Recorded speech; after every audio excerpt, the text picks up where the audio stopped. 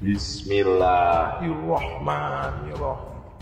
Bumi ini sangat luas, terdiri dari daratan dan lautan yang membentang tak terkira. Tentu saja masih ada tempat-tempat misterius di sana yang bahkan hingga kini belum terungkap keberadaannya. Di kesempatan kali ini kita akan membahas tempat-tempat tersebut berdasarkan petunjuk dalam Al-Quran. Mari kita simak bersama 5 tempat misterius dalam Al-Quran yang belum ditemukan.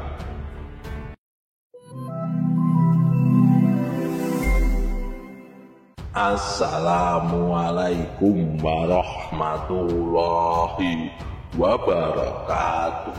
Sahabat Superpedia yang dimuliakan Allah, semoga kita semua selalu dalam keadaan sehat walafiat. Amin.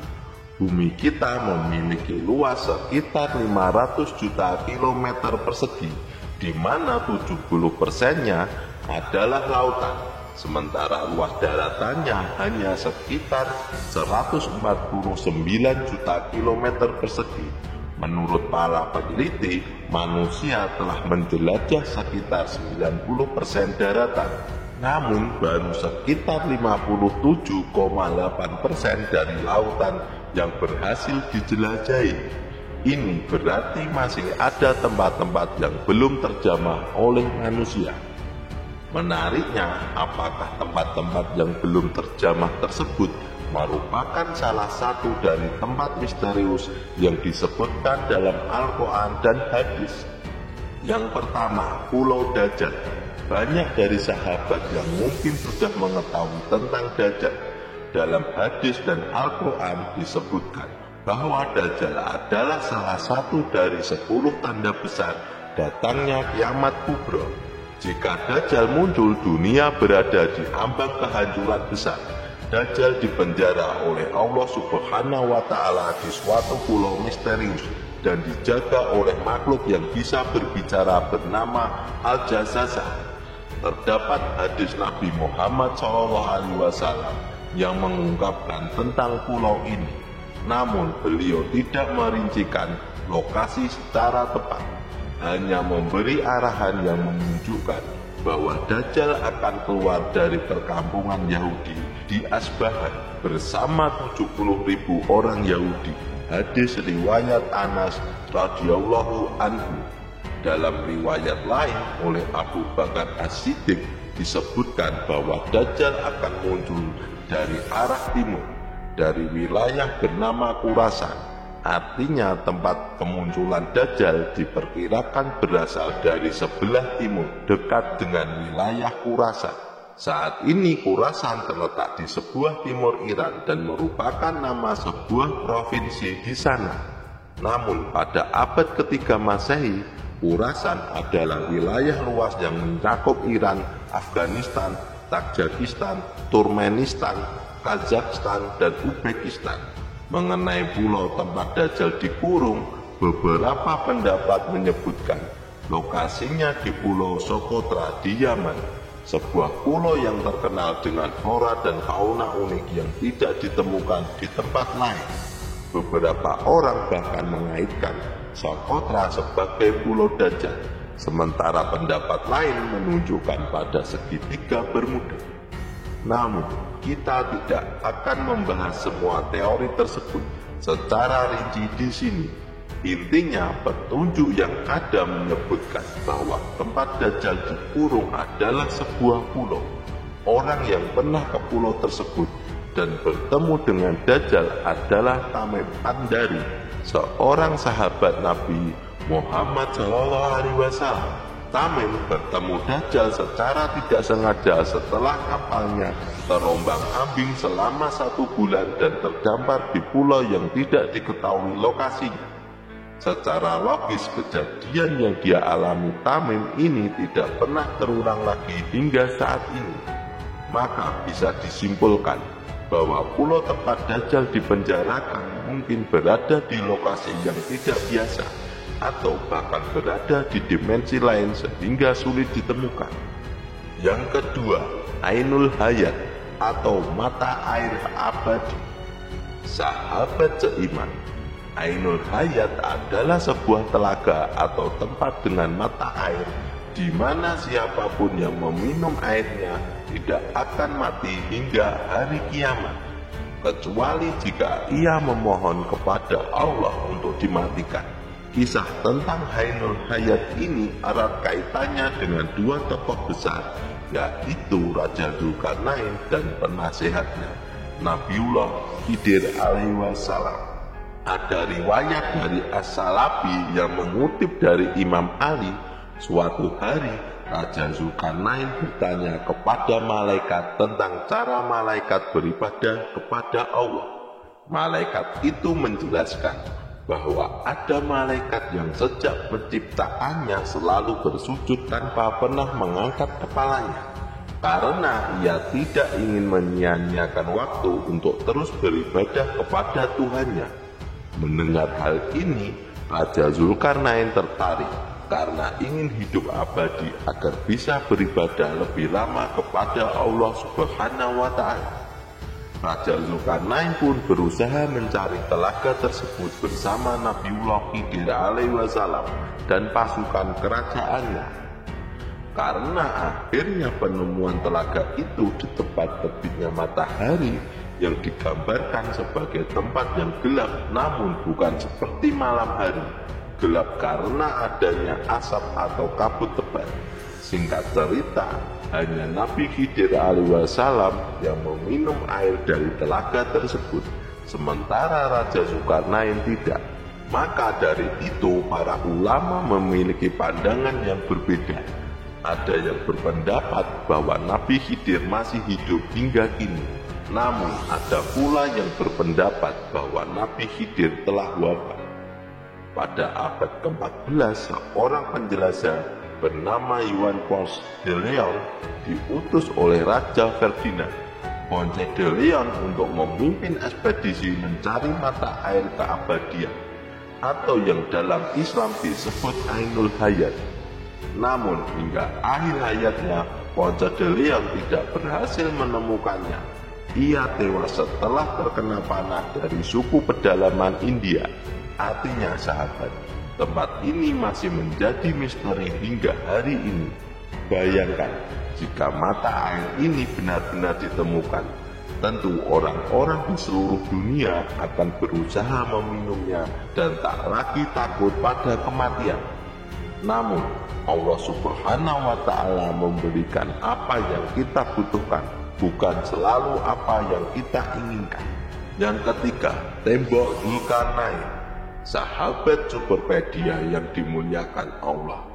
Tema ini pernah kita bahas dalam 2 video di channel ini.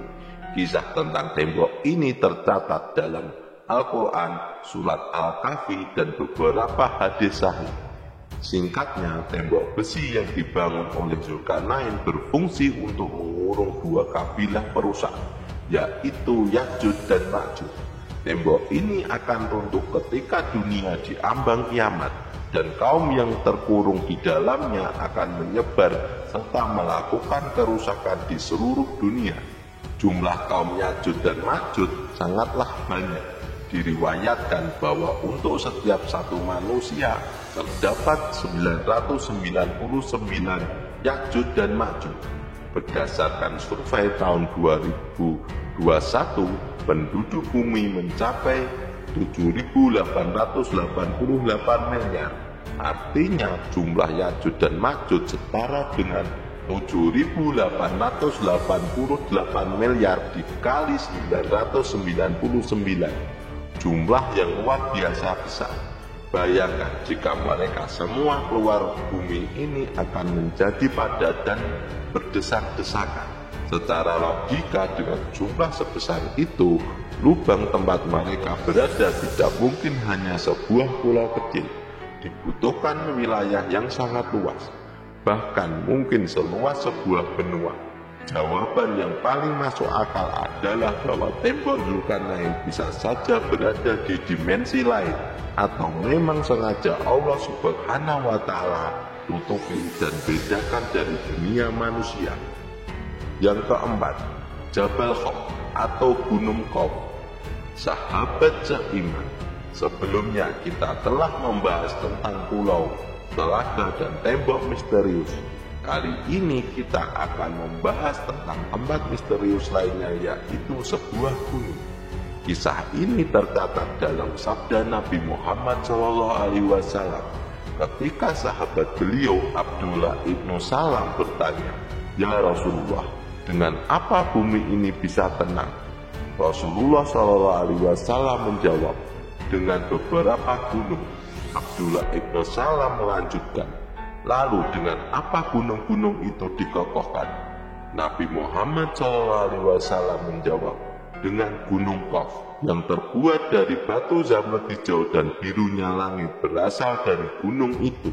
Para ahli tafsir mengatakan bahwa gunung Qaf merupakan induk dari semua gunung di dunia ini.